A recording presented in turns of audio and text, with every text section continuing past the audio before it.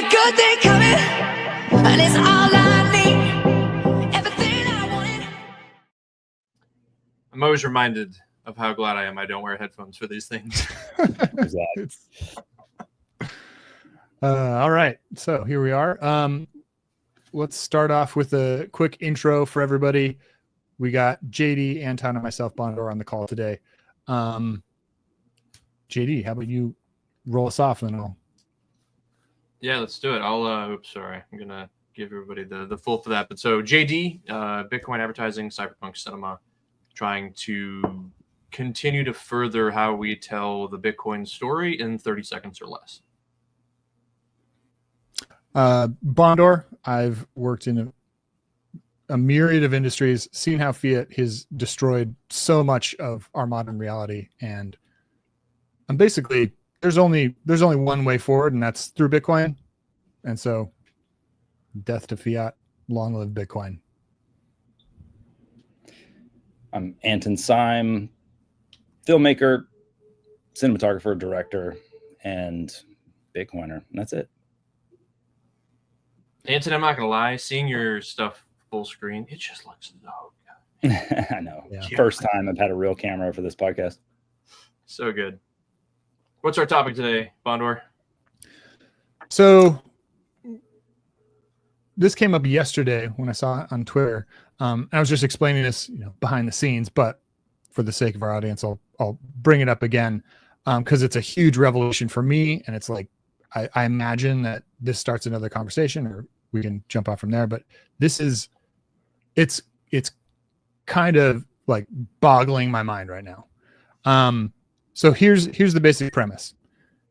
Somebody online on X was saying that we basically approach the topic of inflation as to whether or not it's good or bad from a economic, like, practical perspective, right? Like, hey, do you value unlimited growth at all costs, or do you value efficiency and new products and reducing waste, all that? Like, so, okay, here's because if you're on one team, well, you're gonna inflation bad, you're gonna value get rid of waste, more efficient products. Inflation good, you're gonna value growth at all costs, right? But I know this guy's a Christian. I was like thinking, just, wait a second, that's just, if you're a Christian, you're arguing for Christian from a Christian worldview. It is completely ridiculous that you would jump to the economic argument first, or in my estimation, it was just like, wait, why not just jump to the higher argument? Well, what's the higher argument? Well, the higher argument is like weights and measures. You want to have a just system of measurement and all that sort of stuff. But then it really, like, there's been just in the back of my mind, there's this idea of equivalence, and inflation breaks equivalence because it breaks weights and measures. Now, I've never like sat down and figured out, like, went through the Bible and like, okay, cool. What does the Bible say about equivalence? Not just weights and measures, because we know what it says about that unjust abomination. Okay, cool. But what about equivalence itself? What about the idea, the higher idea of like, this thing is worth this, or your yes, when you say yes, needs to be a yes. When you say something, it needs to be tied directly to the action that thing is, right?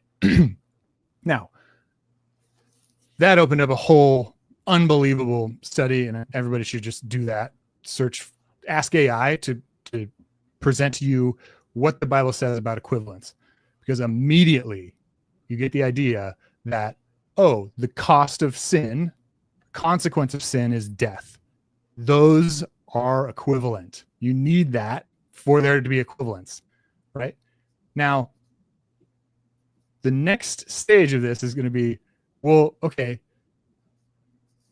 if inflation is good, that means equivalence doesn't matter, because your dollars today are not worth the same that they are tomorrow because of inflation, systematic devaluing of your currency and your purchasing power and everything, like your time, right? So if inflation's good, equivalence doesn't matter. And if equivalence doesn't matter, which is a higher philosophical topic, if equivalence doesn't matter, then why did Jesus need to die on the cross? Well, if equivalence doesn't matter, did he need to die on the cross? You get into these really, really problematic theological places really fast when you start talking about equivalence. Now, the next thing, like you go through this study, and the next thing, this is the part that's just boggling my mind, is for the measurement of value, if equivalence is broken, then when you measure things, that measurement's going to be broken. And this is like, oh, well, obviously, cool. But then it's like, Jesus actually says this. He says, and I quote, the measure. Oh no, now Bondor froze. We all of our civilization. You froze at Hold on, you got to back it up. Jesus said, and then geez. you got to start back. Sorry. And you froze. And it's like, Yeah, the measure with which you measure will be measured back to you. That freeze, we're good? Yep. Okay, so immediately, wait a second. If we're measuring all of civilization, the value of civilization is measured in US dollars. And US dollars are devaluing all the time. So what is Jesus telling us? He's going to say it's going to be measured back to you. Your civilization will be devalued. Just yeah. And this is what Jesus is saying. Right? So he's saying more than this, of course, but like as it directly applies, it's like what the anyway. I'd love to actually jump in on this because this is really interesting based on we did I have a men's group on Wednesday night, and we actually talked about this topics kind of. We went through a bunch of verses in the Old Testament, and I wish I had the handout. It's inside, but the most interesting thing if you go from the Old Testament to the New Testament is essentially the Old Testament Torah verses talk about God putting the Israelites on a pedestal, and then it talks about God paying the price to allow everyone into the family of God with the blood of the Lamb, with the blood of Christ. And so what's interesting about this, to land the plane on the objective truth, and actually not even that, but the comedian who has the joke about, going to nothingness and then like you return to your creator, and I can't remember the guy's name, but you guys can find it in one viral. I always like physics is how I came to Christ. So like getting a greater understanding of everything in this world works. If I pick up my pen and drop it, it's going to fall because of the way the world was created. Like there's if everything was random, there would be more randomness, if that makes sense. Like everything has a way of working. There's no point in time where gravity just decides, fuck it, I'm not going to do this today. Like everything has an order that it works, and it goes directly, and it does that. What's interesting, are divine laws. Correct. There's a lawgiver.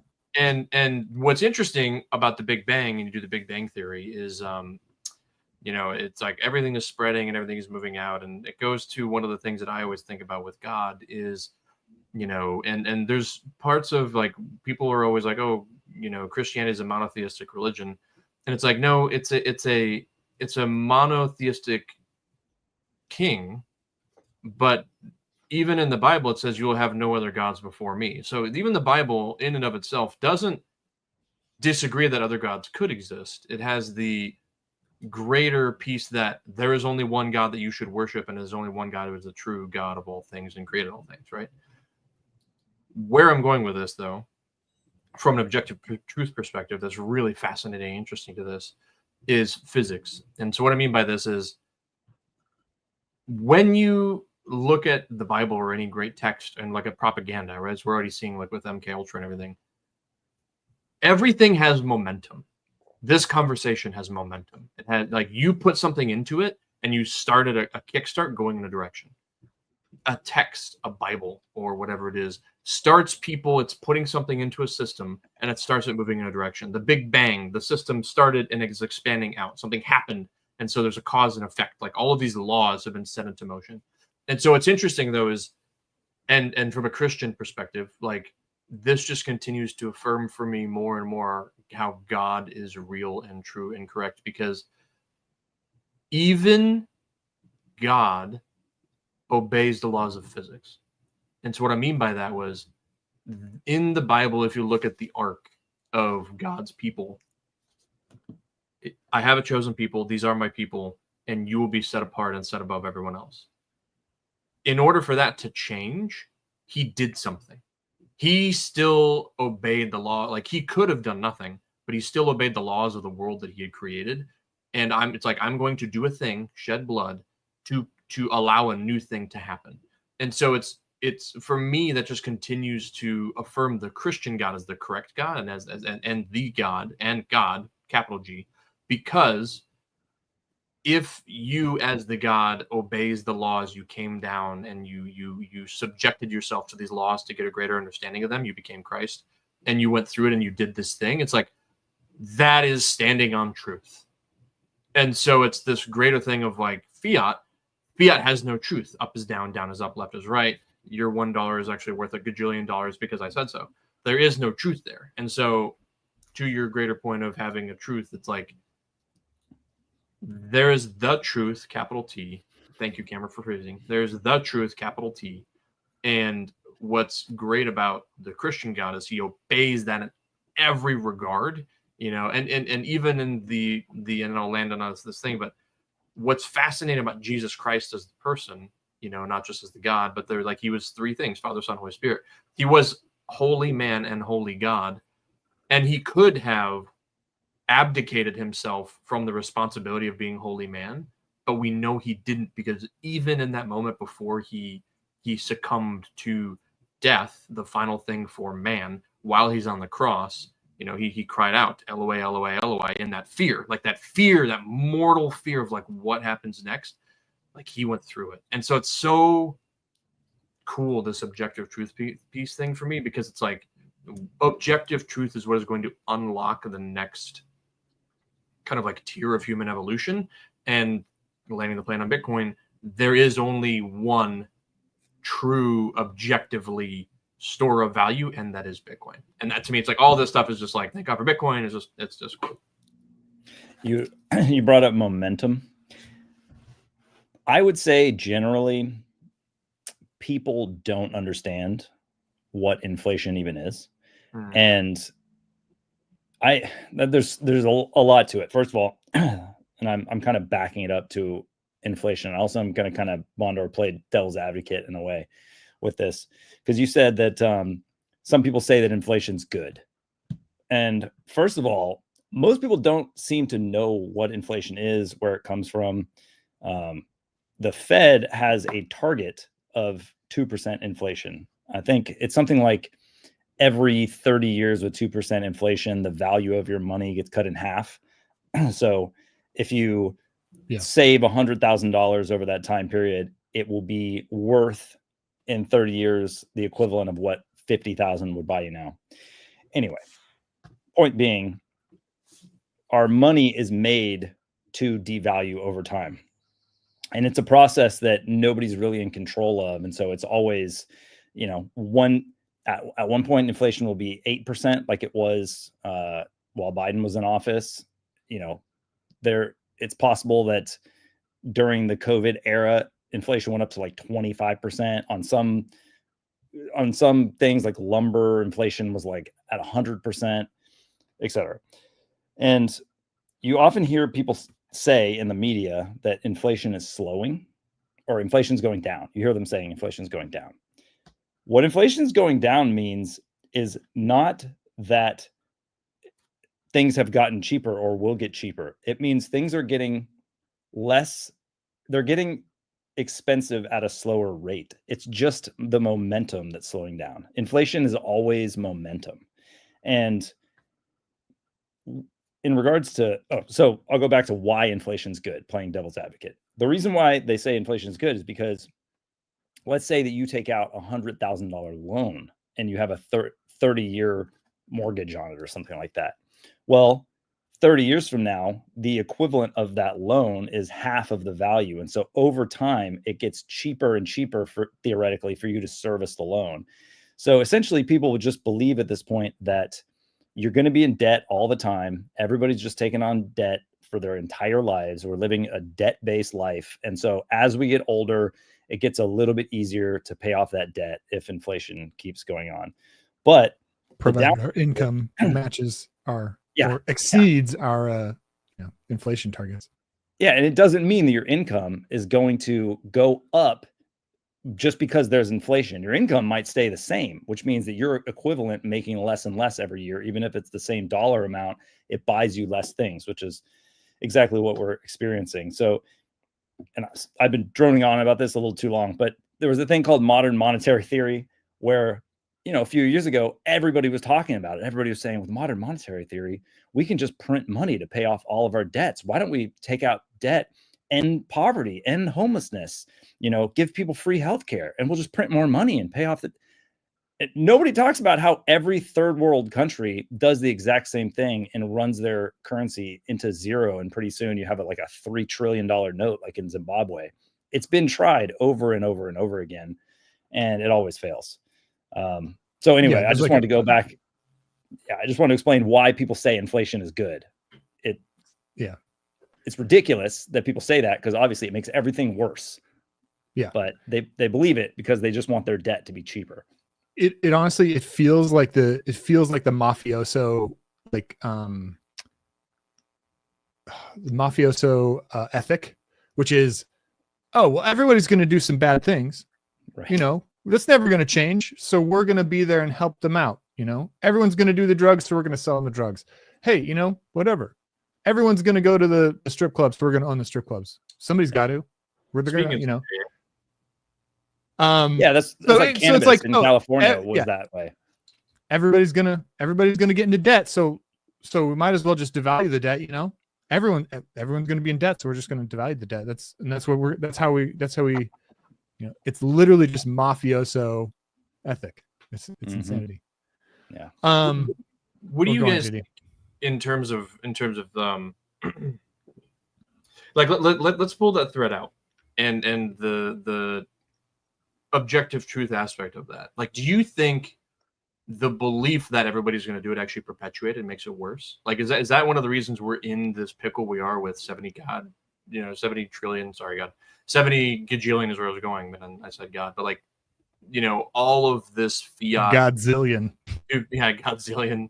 This fiat stupidity, are we in this pickle because the truth, the lie is the better saying, the lie people have believed is somebody else is going to do it, so why not me? Like, is that why we're here? Yeah, exactly. And it's why people don't want any austerity now. Yeah. So, yeah, it's like right now we're in this time period, partly, I guess, because of Doge, even though I don't really believe that this current administration is not going to print just as much money as every past administration. It's kind of like, speaking of momentum, there's a lot of momentum in government for money printing. But theoretically, with the trimming back of all of these NGOs, government programs, nonprofits that were getting the first of the money printing, it makes for less money that's going around. And people were so addicted to that money just being distributed, and like that little trickle that they got. They're not really the ones printing the money, but they get a little trickle of it. And now everybody's upset. Nobody wants that austerity right now, even though I just read today that inflation technically right now is like 1.25%. It's the lowest it's been in like a decade. Because they turned the money printer, the spigot off. What are we going to do?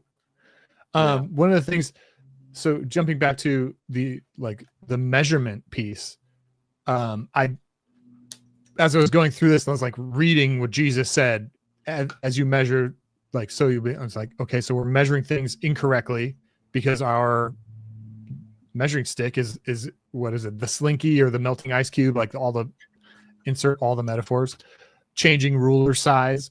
Slinky is my favorite of all the measuring instruments. Yeah. Completely insane, ridiculous. But what happens when we apply that to civilization? So I asked Claude 3.7 or whatever, 2.7, whatever it is, like, what happens to take Jesus's words here and then apply we're using a monetary instrument that doesn't value things correctly. It just totally devalues everything. What happens to civilization? And it just went through the list. Boop, boop, boop, boop, boop. And I was just like mind boggled by this one.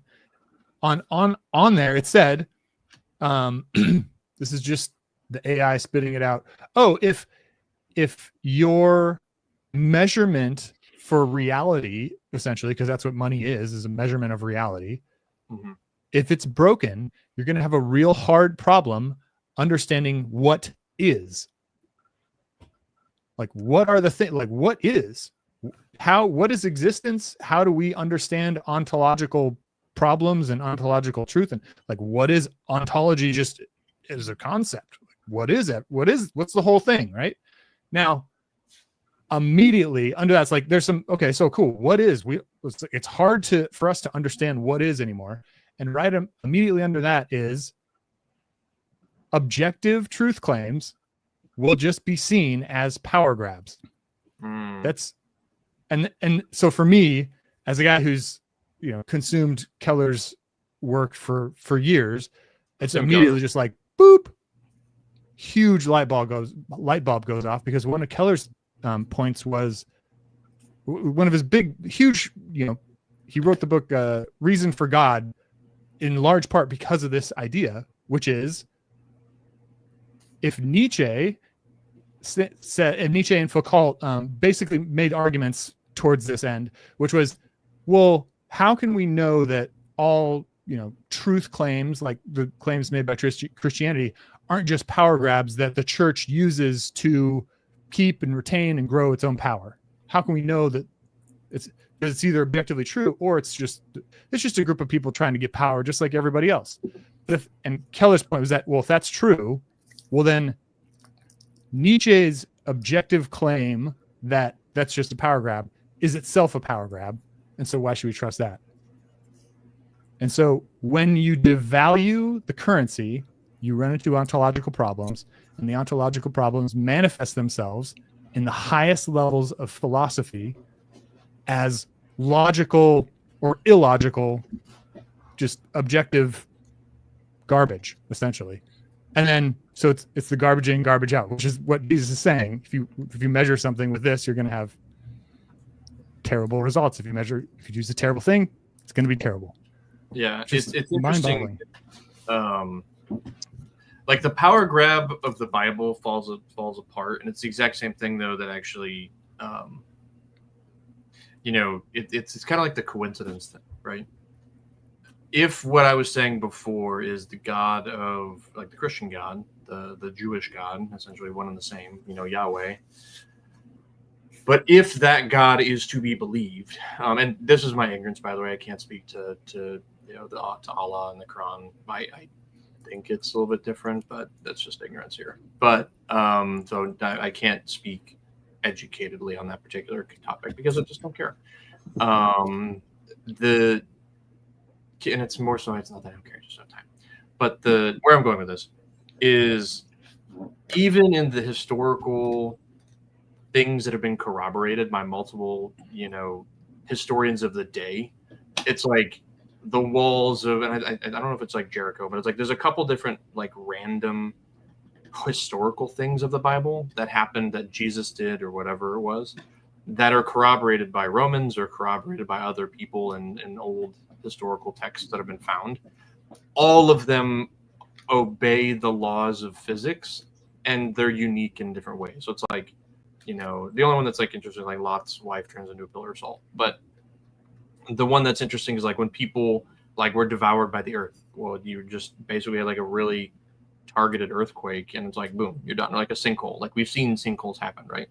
And it's just, and so where I'm going with this though is it's continuing to affirm though of like, the Bible is not Harry Potter, and that's a good, like the Bible, everything that we talk about is all obeying the laws of physics. And even like when Jesus is in the boat and calms the storm, the storm still had to come to a stop. They didn't say, kind of like in like the Truman Show, he hits the wall and it's just off, right? Like even in the Bible, it says like the storm calmed, right? And like that's different. Like immediately went quiet and started to calm.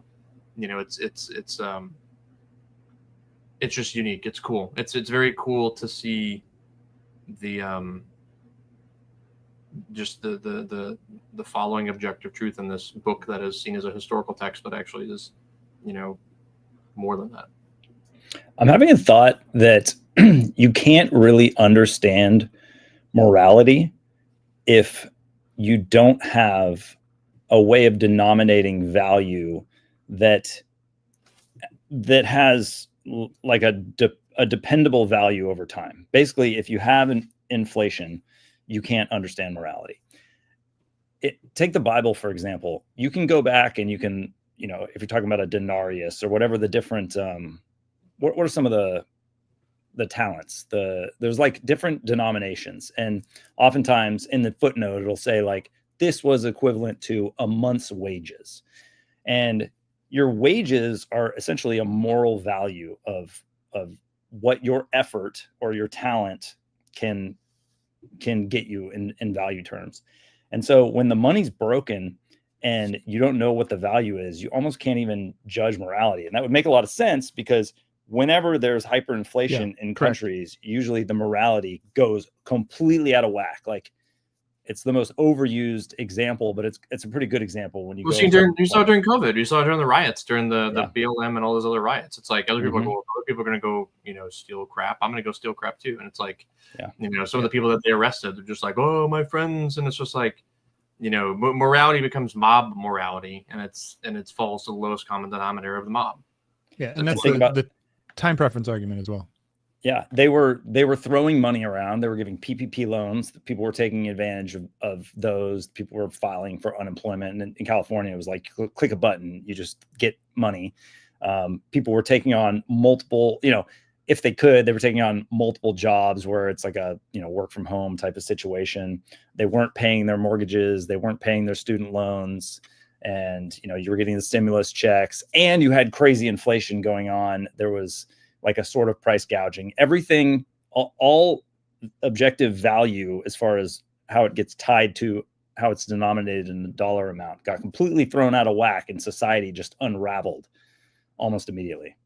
That I think is why that is the reason why I think Bondor and my belief of how Bitcoin hyper Bitcoinizes are so, I think, diametrically opposed. But he has way more faith that they can, and I'm speaking out of turn here, but that they can land this plane without running this thing into a wall. And I have very little faith in that. So I think it's going to get way worse because they're trying to do, like right now you see with Trump, they're trying to do a controlled demolition of the dollar.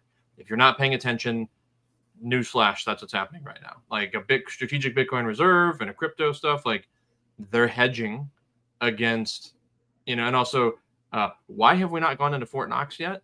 Because there's no gold. Like they know how much gold is in Fort Knox. Like they are very, very much aware of what's going on, but he's literally, you know, there's a reason Jerome Powell, by the way, if you're new, there's a reason Jay Powell was dovish yesterday, but was starting to blame the tariffs. So he was starting to point the fingers at something he doesn't control. He doesn't control tariffs. But at the end of the day, this whole problem is because he prints money and he lets banks print money. And there's a whole bunch of videos on that. We don't need to rehash it here.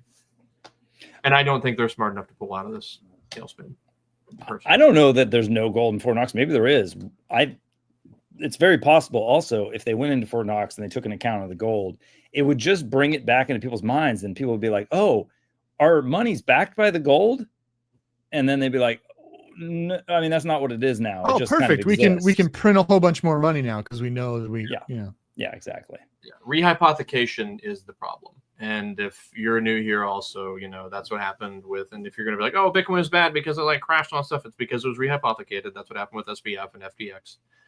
And it's probably happening now. There's a very non-zero chance that Coinbase is rehypothecating because they have the most Bitcoin, and it's the easiest to do that when you have the most Bitcoin. But it is a game of musical chairs, and you get to a point where You know, if you look at what's happening, like BlackRock, like, you know, they're playing musical chairs because BlackRock changed the terms and conditions of their agreement to move a portion of their Bitcoin, or rather, I think they can call the Bitcoin. I need to go back into it. Like, they can call their Bitcoin to be moved within like 24 hours or 48 hours, something like that. That's a lot of Bitcoin, if you're not aware, to move. Like, that's tens of billions, if not hundreds of billions or trillions of dollars when Bitcoin continues to skyrocket, to be able to move in 24 hours or less. And that's not how normal capital markets work. Like, normal capital markets, like, that's like weeks to months of a transaction to settle type thing, because you got to move it, then settle the books, and da da da da. Bitcoin, you're done, and it's going to cost them like 85 cents. It's crazy how you can move. It doesn't matter. Like, let's say you have a cold card. Let's just say theoretically you had 1,000 Bitcoin, or you had $1,000 worth of Bitcoin. Your cold card or your hardware wallet, whatever company it is, if it is actually a hardware wallet, if it's not some piece of software, some like Cash App type thing, it really doesn't matter whether it's $1,000 or 1,000 Bitcoin worth. Is that a $1 billion? What is 1,000? 100 million? What's the? I don't know what the. If Bitcoin was just add 3 zeros. Yeah, it's pretty crazy. Yeah, and I'm hoping these companies aren't storing all that Bitcoin in one place with, like, you know. It also means that theoretically a company, I'm not saying that this is how Coinbase does it or any of these companies, but if the Bitcoin was stored in one place and somebody got access to those private keys, they could just take the money in one fell swoop and it would be gone. So there's a lot of risk in third parties. That's all I'm saying. Yeah. Don't do it. Don't do it, guys. No third parties. How go good. How does this pertain to entertainment? That's, I think, one of the things, you know, where we're all uniquely capable and actually, I would say, experienced to speak. But, you know, I'd be curious your take, Bondor, on what does this do to how entertainment is made? And we were, you know, in our offline chat, we're just seeing AI. You know, Veo is destroying. Google Veo is doing a phenomenal job of just changing the game. Yeah, I mean, one thing that immediately comes to mind is just what Anton's saying about inflation makes morality very subjective. You guys, whatever. And the consequence of that is, like, people want to consume art that is less art and more drugs, sex, violence, right? It's more a drug itself. Yeah, the art is a drug. Yeah. It's just immediate gratification. I just want to see, you know, whatever the thing is.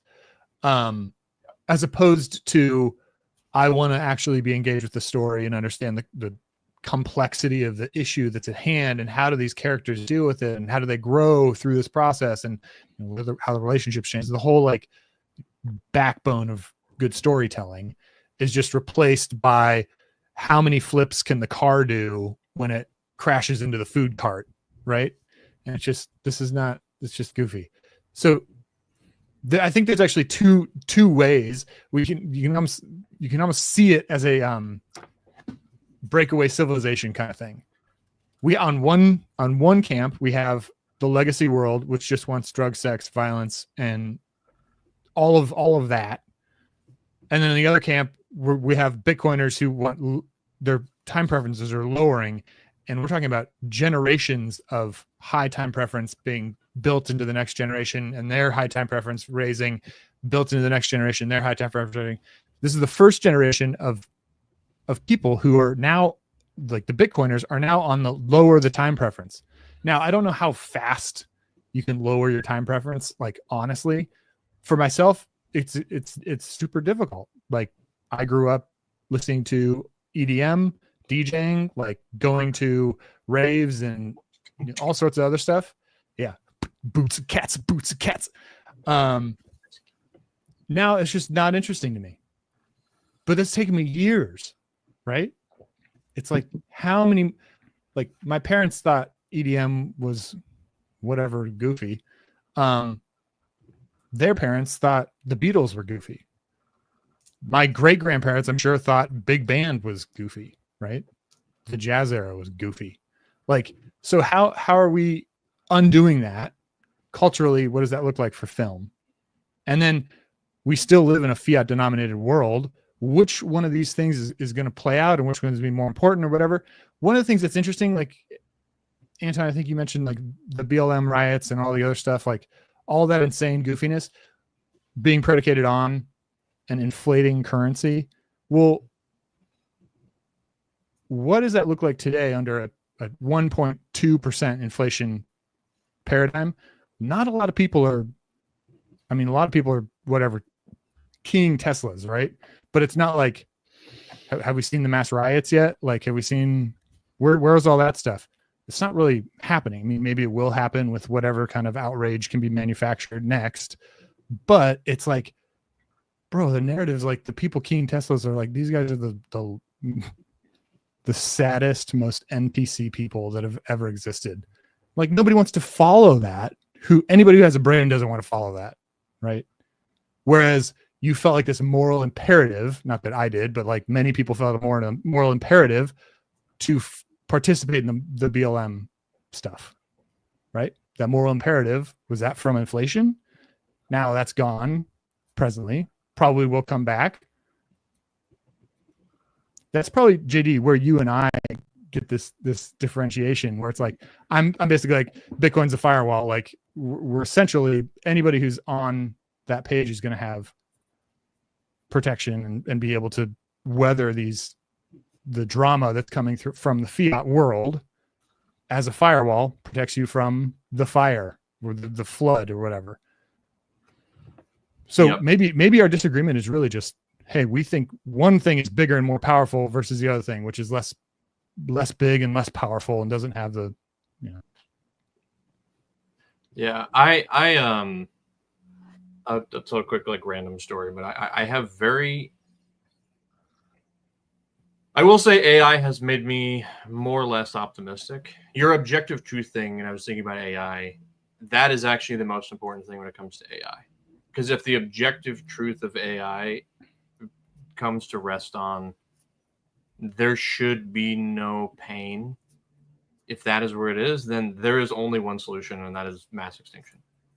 Like that is the thing. If you are just an item, like if the moral imperative is there should be no pain, the only way to eradicate pain is to eradicate existence. That's all existence. Terrifying. That's terrifying, right? And so this is actually why this question is so important, because, you know, answering it wrong in a moment when we're playing God, and I do believe AI is a form of playing God,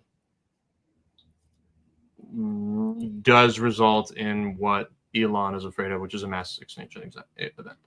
And I think his math is probably correct of like 80-20. There's like an 80% chance that we get this thing right, and there's a 20% chance that we're all gonna die. I mean, there's a 100% chance we're all gonna die, but there's a like 20% chance, like everybody, like everything. So there's actually a really interesting Christian philosophical biblical argument that basically says we're not. It's like you can just discount that risk,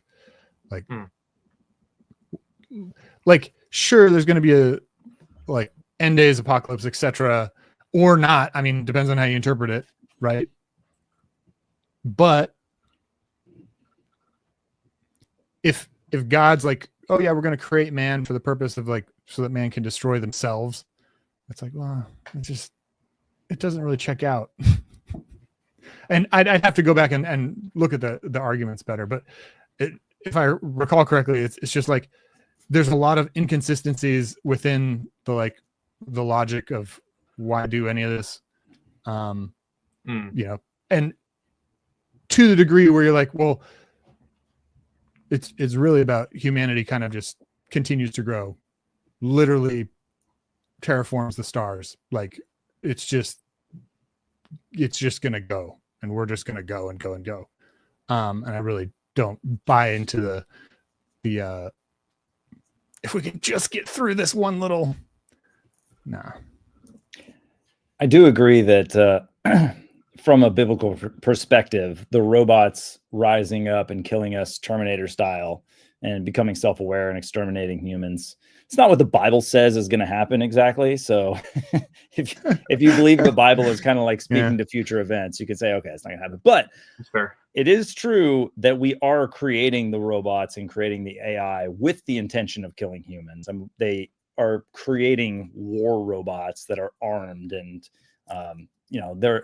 there already exists the technology to where you have like a killer drone that the second it sees the face of the target in the crowd, it just immediately in an instant kills that person. So will human beings be killed by AI? I think absolutely, if it hasn't happened already. But will the AI just become so smart that it thinks that humans are like a plague on the earth and then kills all the humans? I don't know. That's to be seen. But as far as the entertainment industry goes, I am robot thesis, right? Yes. Yeah, exactly. But for the entertainment industry, part of what was making the entertainment industry boom over the last 10 years was cheap money in the form of massive loans for very low interest rates. And studios, including Apple, Amazon, Netflix, took out these loans and then put a lot of things into production. And we all live in Los Angeles. Sorry to dox everybody, but we live in the Southern California region. We work in the film industry, and there are a ton of studios that recently got built. Meanwhile, everything's going virtual. You don't even need studios. Actors could act things out in their own apartment, and just the AI can like swap characters, swap voices, whatever. So why did these studios get built? Essentially because the loans got taken out a long time ago, and they're just getting started building, and the loans are 30-year, 50-year loans. And as the interest rates went up, loans got more expensive. Money was spent too quickly. It wasn't managed well. And now there isn't a whole lot of money going around. And so things aren't getting made. Things aren't getting made not because AI has killed Hollywood, but psychologically it has sort of killed the momentum a little bit because people are so scared of a thing that doesn't even exist yet. So anyway, my whole point is just that there's a lot of opportunity right now to use AI as a tool and to make really good, compelling entertainment commercials and things like that. And also because things are so slow in the entertainment world right now, and on top of all of that, stories have been terrible because there have been a lot of things ham-fisted into the stories, like diversity, equity, and inclusion, that just make for bad stories. And all of those reasons are why Hollywood is not doing well. And it's not necessarily because of AI. And eventually AI also will very much disrupt studios. Yeah, one of the things that I've been thinking about recently is that there's no courage in filmmaking anymore. Like it's just MBAs saying, oh, well, we know this is going to work. Like, run the numbers. Look at the statistics. Like, the statistics say people are going to buy a Fast 17. We got at least like 4 more, movies out of this franchise left. Like, we can do this. We can just keep pumping this out. But what, the real consequence there is that everyone is just there's literally nothing courageous about film. Like, I don't know where I saw this, but it was something. It was like, no, to be a good filmmaker and to be a good director, you kind of have to think above, like, you are above the law. Not that you are, but like, you have to think about reality differently. You have to think about, like, how can we bend people's minds and like push not necessarily push the envelope in terms of drug, sex, and violence, but push the envelope in terms of narrative. Like, where do people want to go in terms of a story? And when that's gone, it's just Frozen 17. Like, yeah. Okay. And there's no courage. There's no, I don't know, people taking risks, like putting themselves on the line or anything. It's just, well, yeah, I'll just do Access Hollywood or whatever. I do think what's interesting about this is it's going to change because it has to change. And why does it have to change, though, is I actually think the death throes of Hollywood, which is where we're in right now, are going to make people desperate. I have a lot of friends who are actors. I'm sure you guys are too, but they're getting desperate. And desperate people find solutions. And so it's going to be a really, it's kind of amazing that this rise of the AI film thing is happening now at this moment where all these actors are getting desperate. You know, like Andrew Russo, who's the comic who's on Twitter, he's on Twitter and Instagram, YouTube, whatever, but like he just talks to himself, right? But I'm sure that was born out of a desperation to be able to do comedy and do it really, really well. And he's found a really good niche in a format. Yep. Now, it's specific, right? It's not groundbreaking filmmaking by any sense, but he's building an audience, so he can ultimately do what he wants to do, which is why we're doing this thing here, is to like start trying to drum up, find our voices, you know, talk it out, figure that thing out, and find our audience. And what's fascinating to me is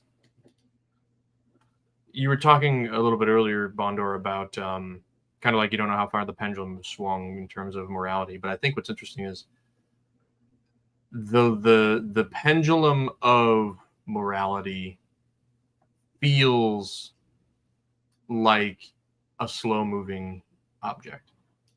And this pendulum of time preference, like we are that first generation that is moving it back the other direction. You know, the beginning of, it's like the momentum has stopped, and the introduction of Bitcoin in 2009 was the first moment where it stopped and started going back the other way. Yeah. And so we're kind of living at the beginning of that.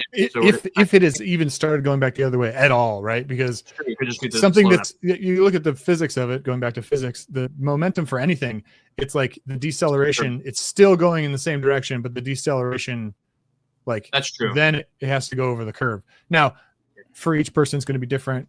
Are we taking this in an aggregate across civilization, blah, blah, blah. Like there has to be slowing before there can be a reversing. That's true. That's true. But for sure, the momentum is friction and is an equal or opposite reaction because of conservation of mass. And so, you know, toxic Bitcoin maximalists are the beginning of that for sure.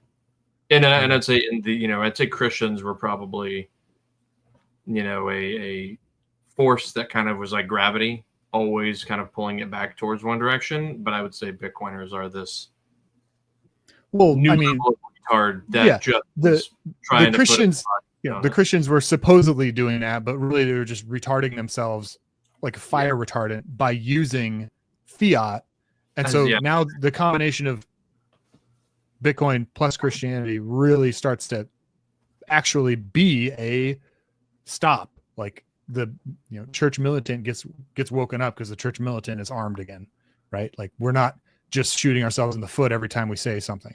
It's just like, whoa, wait a second. This is like, no, we're not doing that. And literally we're not doing it anymore. We're not using fiat anymore. So sorry. Like civilization's not going to go that way. Yep. According to us. Right. Yeah. Psychologically, Bitcoin is so good for you psychologically. I mean, just for me personally, like it gives me more courage to have Bitcoin because over time, if you're whatever your strategy is for accumulating Bitcoin, if you're dollar cost averaging Bitcoin, you're seeing the value of this thing go up, and you start to also believe in it fundamentally because you've actually used it. You know what it's used for, how it functions, and you know that it can't be broken because of the technical aspects of how Bitcoin exists all over the world, that it's this distributed system that's in every country. There's thousands and thousands of people running nodes. There's thousands of miners all competing against each other. Like Bitcoin just exists. It's going to continue to exist. And then when the price goes up, you see you could call it your net worth, I guess, go up. And all of a sudden you have money. When you see the price go down, you're like, oh, thank you, God. I can now get more of this thing. And you're investing in the future. So it gives you this insurance and it gives you this power. And it also has the effect of lowering your time preference because you don't want to waste your money on useless crap. And you start to see the value of what you do. You want to earn more so that you can essentially save more in Bitcoin. And then, I wonder about this, why so many Bitcoiners are Christians and why it is so common in Christian circles. Not that there aren't Bitcoiners in other religions or in other countries or whatever, but there's just this really common thread that Christians understand Bitcoin and like Bitcoin. And I mean, I think part of that is that Christians are kind of like the enforcers of morality in the world. Not that we're forcing morality on other people, but Christianity makes you a moral person. We're drawing a line. We're saying, I mean, you Yes. can cross the line, whatever, but like this is the line. Like this is it, right? Mhm. Yeah. And Bitcoin is a moral money. And so the two things are aligned. They just go hand in Yeah. hand. I would, the only thing I would challenge there is I wouldn't say Bitcoin, because Bitcoin is a tool, and I wouldn't say it's a moral money, but I would say it's an absolute money. And morals, in my opinion, are absolute. Yeah, I mean, just this is my opinion, and there's some people who really dislike if you call Bitcoin money because they want Bitcoin to be like speech, so that it's protected by free speech. I believe that Beauty Bitcoin on has is entered money. the chat. Exactly. But just in my opinion, Bitcoin is the money, and so money isn't necessarily moral or immoral. The love of money is the root of all evil, but money All is kinds of just evil. it's just time and value locked into something. And then when you have Bitcoin that over the long term is increasing in value, if you hold onto and save your money in Bitcoin, you are seeing your value increase over time, which is something that none of us have really had in our whole lifetime until now. And it's not just value. I mean, your net worth and whatever is like, it's almost like that's the fiat way of looking at it. It's really net worth. What it really is agency, because we're just it's like when Bitcoin goes up, number go up, and you don't have it in an account, you actually have it. Yeah, your agency is actually increasing. Whereas, oh well, if you still have it on Coinbase or wherever, don't hold your money in Coinbase. Nobody put your money in Coinbase. You're actually not increasing your agency when the money goes up, because you are still limited by the amount you can withdraw. It's like a physical, not physical, of course, but legal limit to your agency. Just because the number is going up, your agency is not actually following along with it. Whereas if you self-custody, your agency is actually going up with it, which is a total like mind bending. Like it literally changes how you perceive. Like as you're saying, Anton, it allows you to be more courageous. Like, wait a second, I have the agency to say no. Now I have the agency to just be like, no, I disagree with that. No, like, no, just, we're not going to do that anymore. It's awesome. Side note, do you remember in 2017, the end of 2017, when the price of Bitcoin was, going, it was hockey sticking up?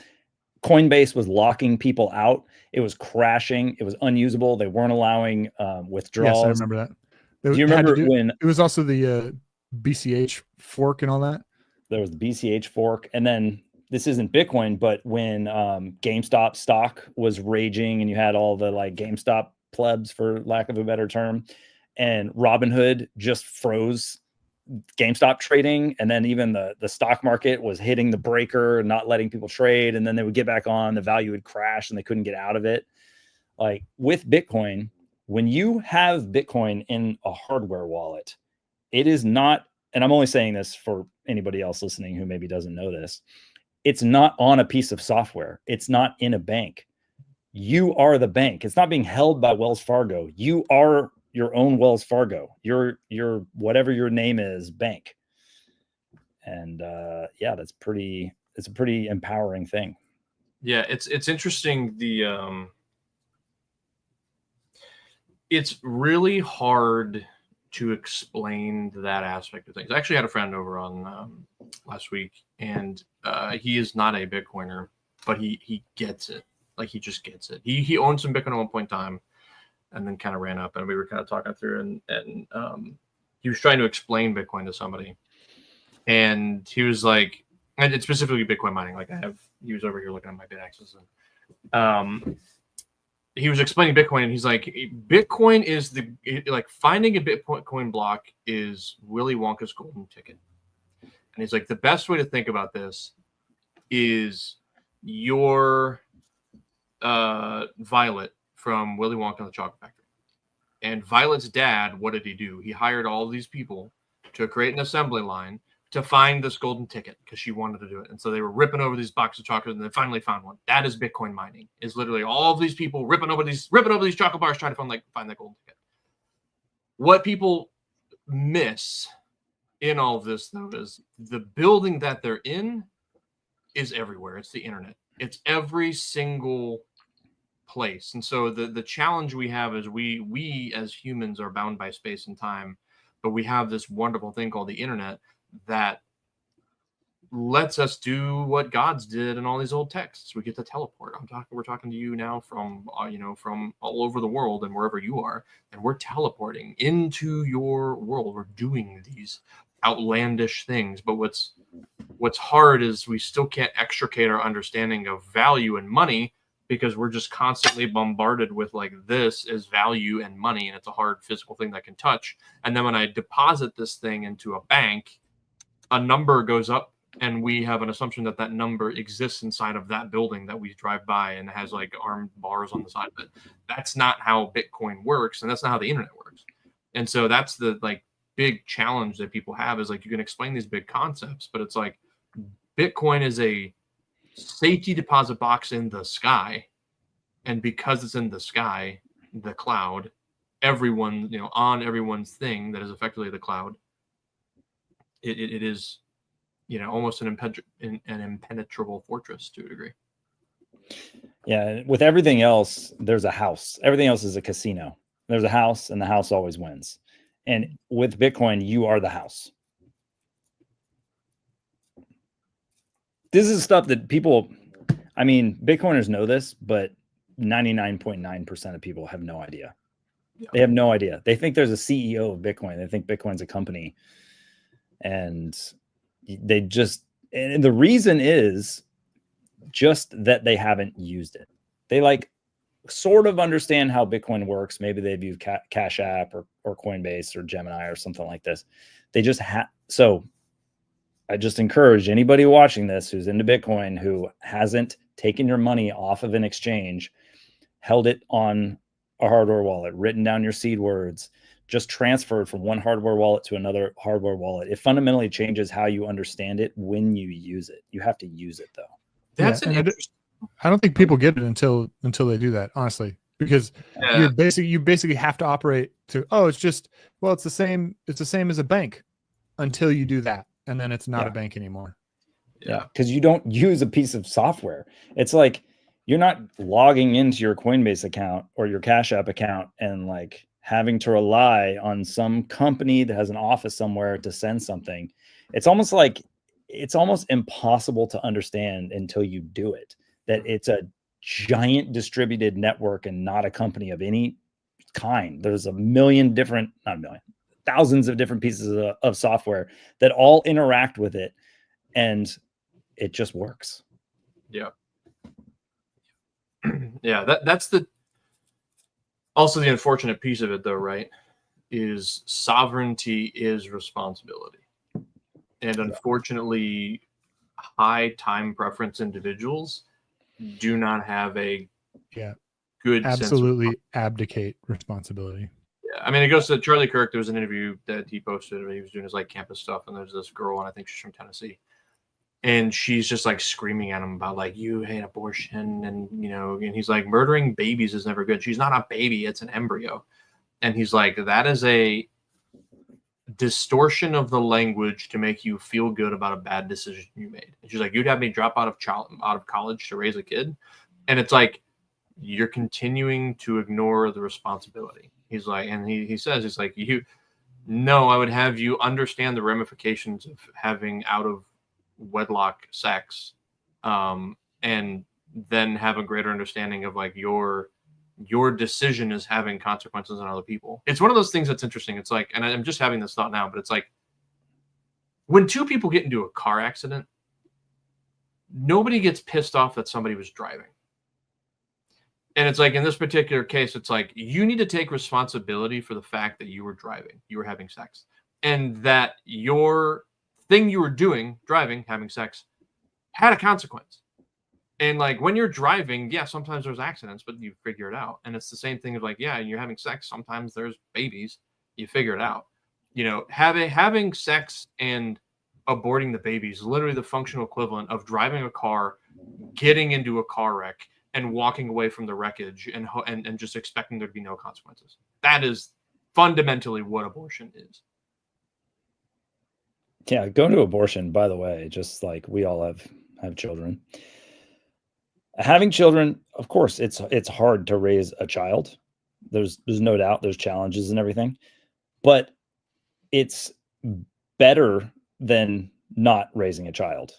And that's something that I think the pro-abortion people, like, they just don't understand, because they've lied to themselves and deluded themselves to think that, oh, somebody got pregnant and it's going to ruin their lives if they have a child. Really, they probably just, it was a one-night stand. They don't want to be forever linked to this person that they now have a disgust for.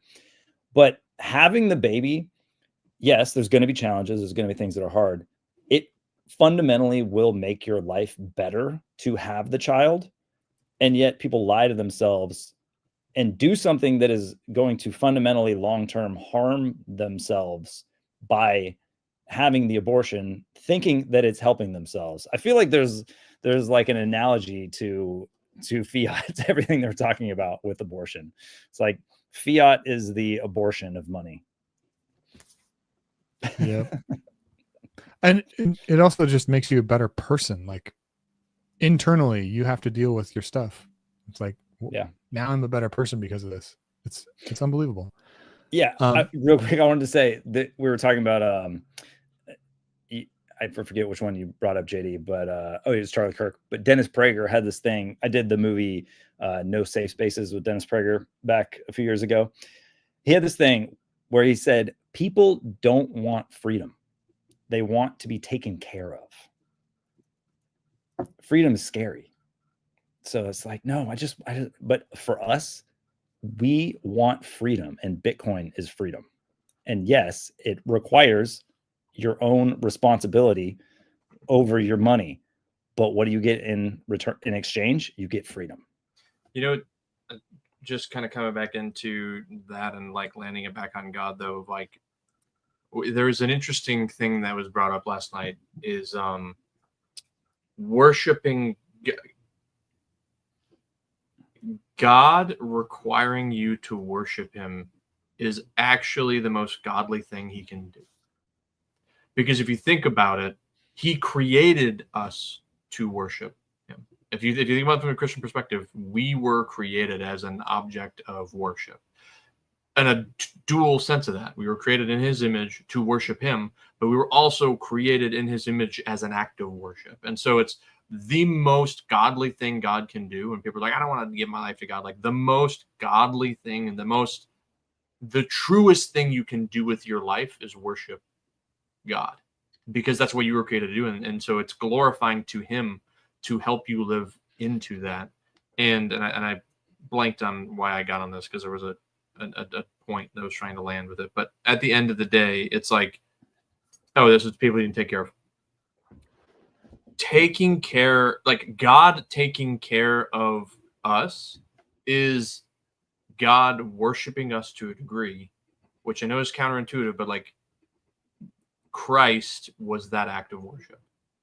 God coming down. I mean, God's not worshiping us, but he loves us. Yeah, correct. But I'm worship, but like what I mean by that is the greatest thing he could do to fulfill the truth of what life is, which life is to worship God. Like, that's why we were created, was to worship God. The greatest, act of that was him coming down and giving his life for that act of worship to be open to everyone. Because before, that act of worship was only kind of given to the Israelites, and now it's open to everyone.